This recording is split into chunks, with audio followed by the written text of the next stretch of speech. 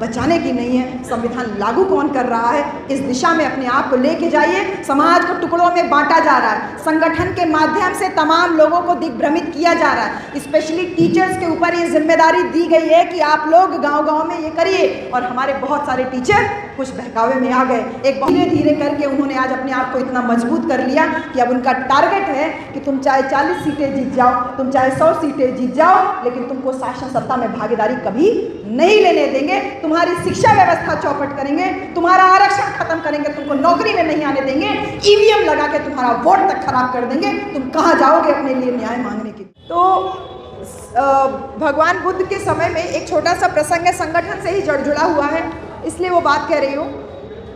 वज्जी, वैशाली के वज्जी के ऊपर राजा अजातशत्रु आक्रमण करना चाहते थे, तो वो एक बार भगवान बुद्ध के पास आए और उनकी राय लेना चाहे कि मैं वैशाली के वज्जियों के ऊपर आक्रमण करना चाहता हूँ। तो भगवान बुद्ध डायरेक्ट अजातशत्रु से बात नहीं कर रहे हैं, बल्कि अपने जो सबसे प्रमुख शिष्य थे आनंद भंते, उनसे बात कर रहे हैं। और आनंद से कह रहे हैं, आनंद ये बताओ, क्या वज्जी लोग समय समय पर सन्निपात करते हैं? सन्निपात का मतलब होता है मीटिंग्स करते हैं, बैठक करते हैं। तो आनंद बोले हाँ, आनंद जी बोले कि हाँ भंते जी, हाँ भगवान, वज्जी लोग समय समय पर बैठ के करते रहते हैं, सन्निपात करते रहते हैं। तो भगवान बुद्ध कहते हैं, जब तक वज्जी लोग समय समय पर बैठक करते रहेंगे तब तक उनको कोई पराजित नहीं कर सकता। तो पहला संगठन का जो उद्देश्य भगवान बुद्ध ने उस वज्जियों के आक्रमण के संदर्भ में आनंद के माध्यम से अजातशत्रु को दिया, वो हम सब लोगों के लिए भी है कि अगर हम समय समय पर बैठक करते हैं तो हमें कोई पराजित नहीं कर सकता। दूसरी बात भगवान उनसे बोलते हैं, आनंद से पूछते हैं, क्यों आनंद, क्या वज्जी लोग बाहर से विद्वान जनों को बुला के उनका भरपूर आनंद सत्कार करते हैं, उनका उद्बोधन सुनते हैं? बाहर से विद्वान जनों यानी भंते लोगों को और भी जो विद्वान लोग हैं उनको बुलाते हैं? तो बोलते हैं हाँ। आनंद कहते हैं, हाँ भगवान, वज्जी लोग समय समय पर विद्वान जनों का मीटिंग कराते रहते हैं और उनके भाषण और उनकी बातें जो है वो सुनते रहते हैं। तो भगवान बुद्ध कहते हैं कि जब तक वज्जी लोग समय समय पर प्रबुद्ध जनों का सत्कार करेंगे, भंते लोगों की बातें सुनेंगे, बौद्ध भिक्षु बौद्ध विद्वान लोगों की बातें सुनते रहेंगे, तब तक उनको कोई पराजित नहीं कर सकता। और आज आपका ये माध्यमिक शिक्षक संघ में जो समय समय पर मीटिंग भी हुई, और इसके साथ ही साथ डॉक्टर धर्मेंद्र जैसे सिद्धार्थ यूनिवर्सिटी के प्रोफेसर जो कि माध्यमिक से निकल के वहाँ तक गए हैं, तो दोनों चीज़ों का मज़ा आपने देखा है। मैं भी माध्यमिक से ही निकल करके यूनिवर्सिटी पहुँची हूँ, तो हम लोग को पता है कि स्कूल एजुकेशन से यहाँ तक कैसे हम लोग पहुँचे। और इसके साथ योगी सर भी थे और भी कई सारे प्रोफेसर्स यहाँ पे आके गए। तो आप जो समय समय पर विद्वान लोगों को बुला के प्रबोधन करवा रहे हैं, आपको कोई पराजित नहीं कर सकता। तीसरी बात जो भगवान बुद्ध ने पूछी, आनंद से बोली, कहा कि क्यों आनंद, क्या वज्जी लोग अपने राज्य में स्त्रियों का सम्मान करते हैं? तो आनंद कहते हैं कि हाँ भगवान, वज्जी लोग अपनी स्त्रियों का सम्मान करते हैं। तो भगवान कहते हैं, जब तक वज्जी लोग स्त्रियों का सम्मान करते रहेंगे तब तक उनको कोई पराजित नहीं कर सकता है। और मुझे इस बात की बहुत खुशी है कि ये उत्तर प्रदेश SC ST अल्पसंख्यक माध्यमिक शिक्षक संघ मेरे जैसी महिला को मुख्य अतिथि बना करके अपनी स्त्री को कितना सम्मान दे रहे हैं, ये साबित कर दिया है।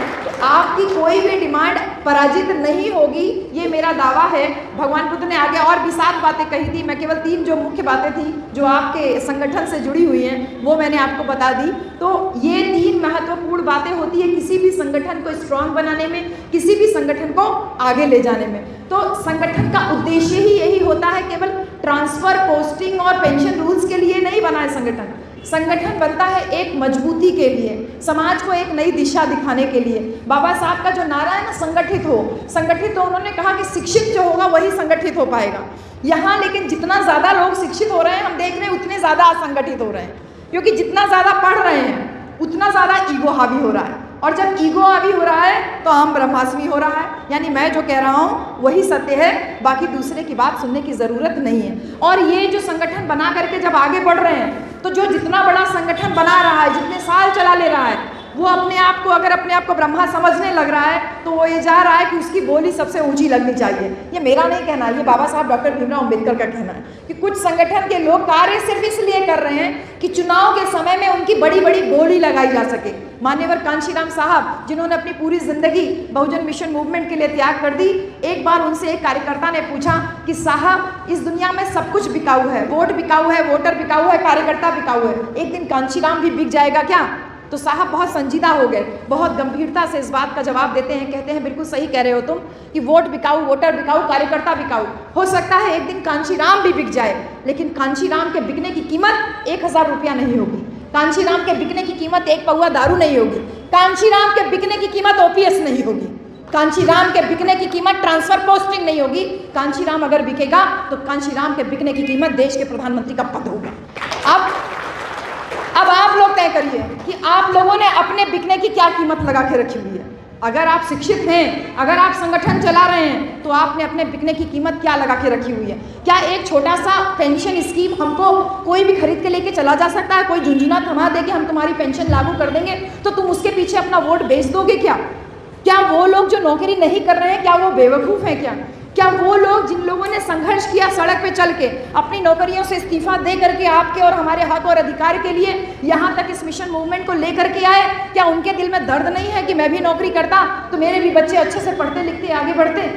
आप और हमारी जिम्मेदारी है, पढ़े लिखे लोगों की जिम्मेदारी है नेतृत्व करने की। और आज पढ़ा लिखा व्यक्ति ही सबसे ज़्यादा असंगठित होकर के अपनी बोली लगाने के लिए तैयार दिख रहा है। हमारे तमाम वक्ता लोग एनईपी और तमाम बातें कर रहे थे, उन मैडम ने कितनी सरल भाषा में कितनी अच्छी अच्छी बात बताई कि कूड़े की बातें हम लोग कर रहे हैं। कूड़े वाला आया, गाड़ी वाला आया, घर से कचरा निकालने तक के लिए सरकार ने गाड़ी लगा दी है, सरकार ने आपके वोट को खरीदने तक की बोली लगा दी है। लेकिन जिसने सबसे ज़्यादा शिक्षा के ऊपर काम किया उसकी बात आपको समझ में नहीं आ रही। बहन कुमारी मायावती जी का जब शासनकाल था 2007 से लेकर 2012 तक, आपको पता है कि इस पूरे प्रदेश में कितने सारे नए जिले बने बहुजन महापुरुषों के नाम पे। संत कबीर नगर जिला बना, रविदास नगर जिला बना, ज्योतिबा फुले नगर जिला बना, पंचशील नगर जिला बना, रमाबाई अंबेडकर नगर जिला, बाबा साहब डॉक्टर भीमराव अंबेडकर नगर जिला। ऐसे तमाम जो जिले बने तो वो किले केवल जिले नाम के लिए नहीं बने थे।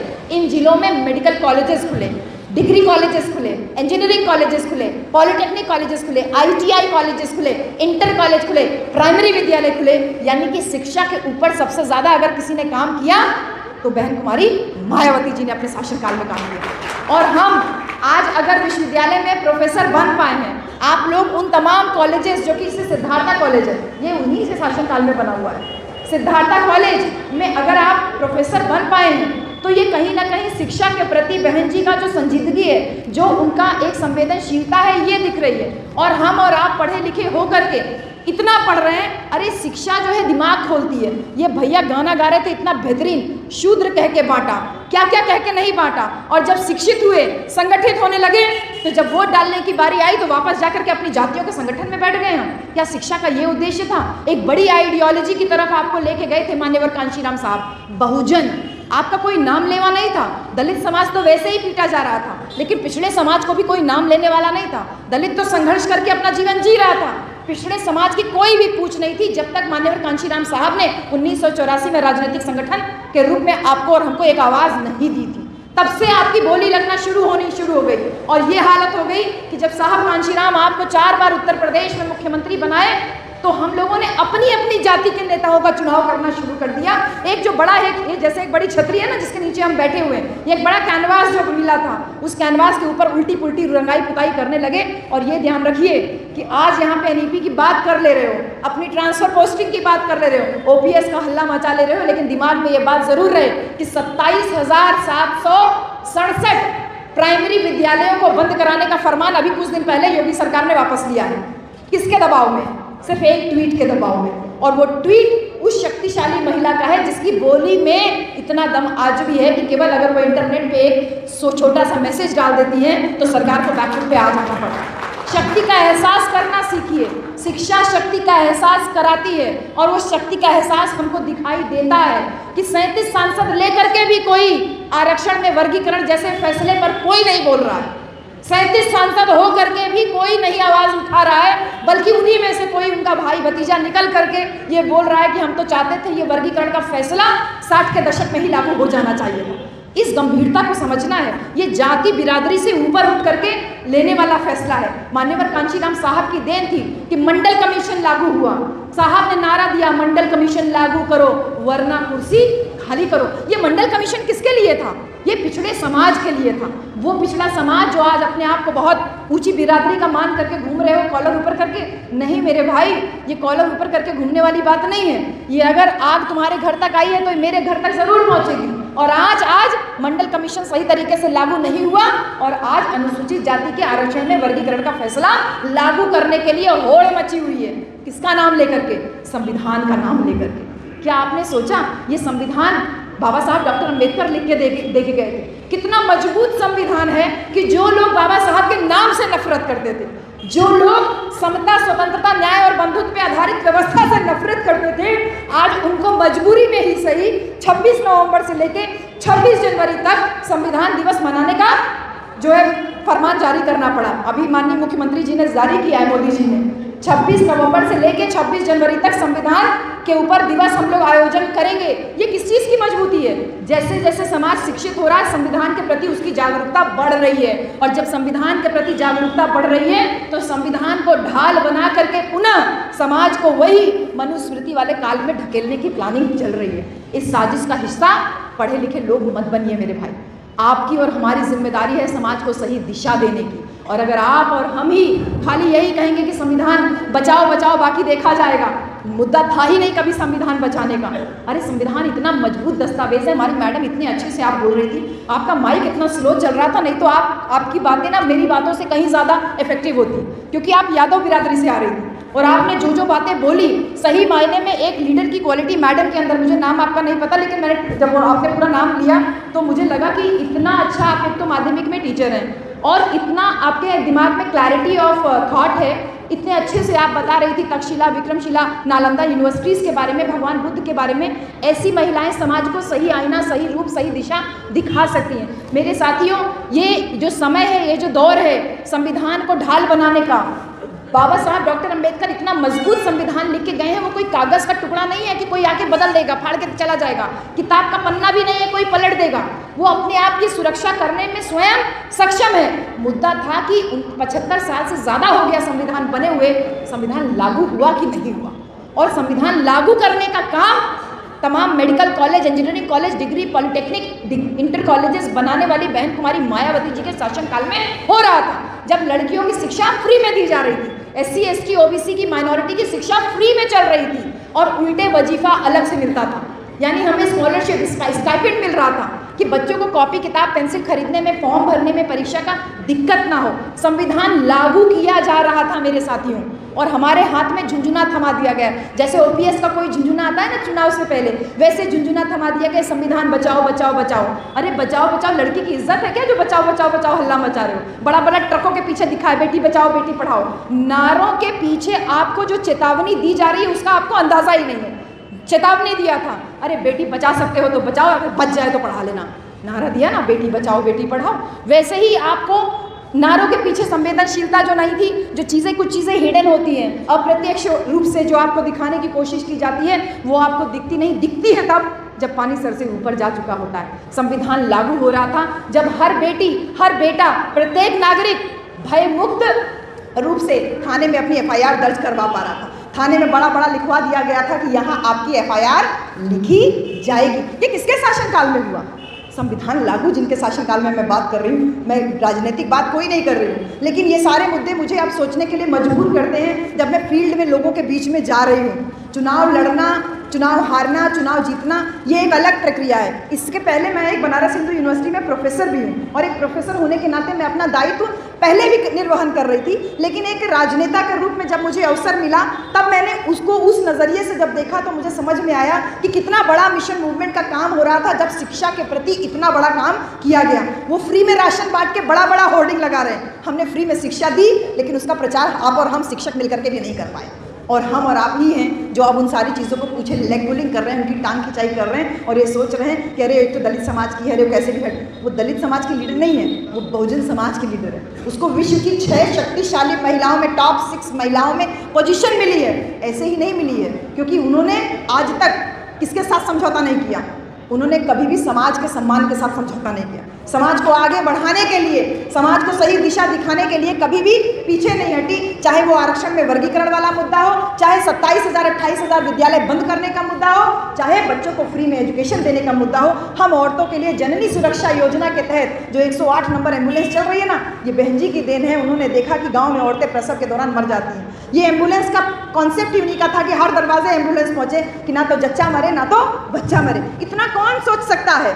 वही सोच सकता है जिसके एजेंडे में, पॉलिटिकल एजेंडे में भारत का संविधान हो। तमाम पॉलिटिकल पार्टी अपने मैनिफेस्टो जारी करती है चुनाव से पहले, लेकिन मान्यवर कांशीराम साहब से एक बार किसी ने पूछा था यही बात कि तमाम पार्टियां डिक्लेयर करती हैं हम ये देंगे वो देंगे, आपकी पार्टी क्या कहती है? तो साहब कहते हैं कि हमारा भारत का संविधान ही हमारा पॉलिटिकल मैनिफेस्टो है, और जब हमारी पार्टी शासन सत्ता में आएगी तो संविधान को लागू करने का काम करेगी। इसी बात को तमाम मीडिया हाउसेस ने पकड़ के रखा हुआ है, और इसीलिए संविधान लागू करने की बजाय एक दूसरा मुद्दा थमा दिया जा रहा है, संविधान बचाओ संविधान बचाओ।